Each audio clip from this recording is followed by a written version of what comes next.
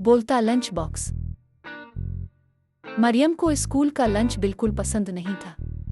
रोज वही दाल सब्जी या फिर कद्दू। वो सोचती, काश कोई मजे की चीज होती। एक दिन नानी ने इसे एक पुराना लंच बॉक्स दिया। ये जादुई है, नानी ने कहा। खाना ज़ाया मत करना वरना ये नाराज हो जाएगा। मरियम ने लंच बॉक्स खोला और आवाज आई, यार, फिर दाल। मुझे तो बर्गर चाहिए था। सारा के टिफिन में देखो कितने मजे के चिप्स हैं। बच्चे हैरान रह गए।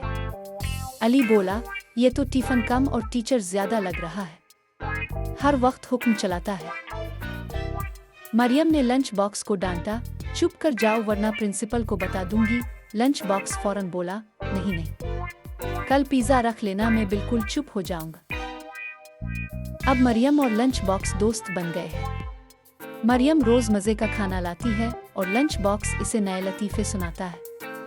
कैसा लगा ये जादुई लंच बॉक्स?